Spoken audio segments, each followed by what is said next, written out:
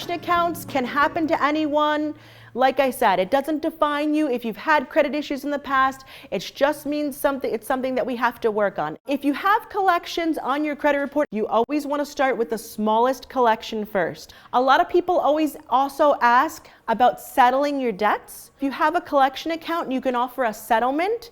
And what a settlement is where you're asking the collection agency to take less than the amount owed as payment in full. This is really a case-by-case scenario, but ideally, I would urge you, if at all possible, to not settle your debts. As far as your credit score, settling a debt will not help your credit as much as paying it off in full. Also, just so you're aware, this is a possibility. It doesn't happen to everyone. Let's say you had a credit card from college and you let it go to collections and now you just want to take care of it and you owe them $1,000 and you call them up and they say, okay, they'll take $600 as payment in full. When tax season comes around, you can actually get a 1099 for $400, which is the difference between what you paid and what you owed, because the IRS views that as income. So it could potentially affect you when you go to do your taxes the next year. So keep that in mind when you are settling. There aren't many other options. Like I said, we'll keep it on a case-by-case scenario, but if you can avoid it, it's always better to avoid settling. The next thing that I'm going to talk about is medical collections. Although some changes have been made very recently, it will not affect your credit as much as it used to. It will be weighted differently, but medical collections do affect your credit.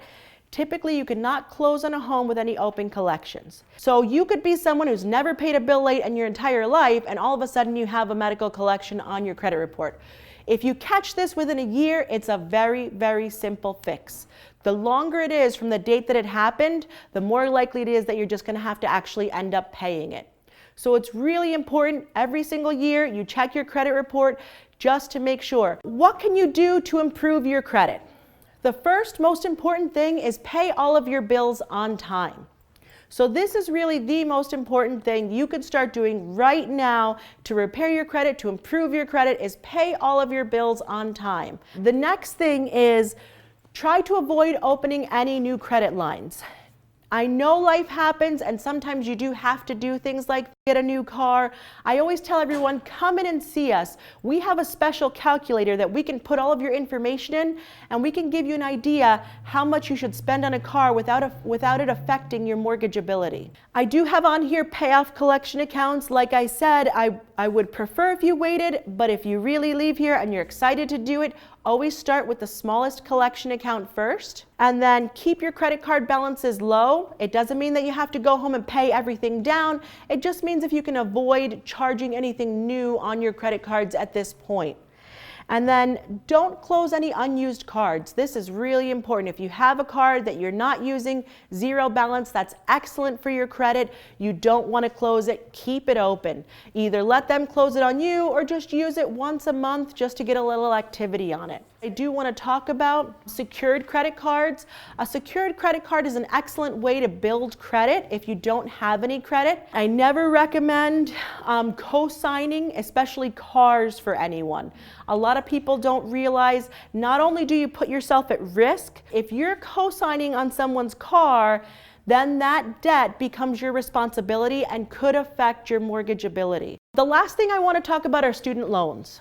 So student loans have become a bit of an issue as far as mortgages go.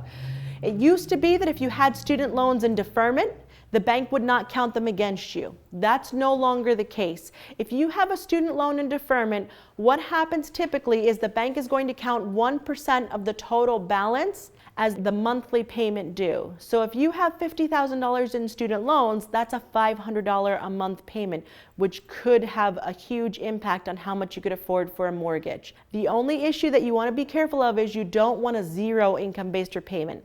A zero income-based repayment will work exactly like a deferred student loan. If they give you zero, what I would recommend is start sending them $50 every month, call them back in 6 months and say, can you put $50 on the books as my payment? The best way actually though to check your credit would be annualcreditreport.com.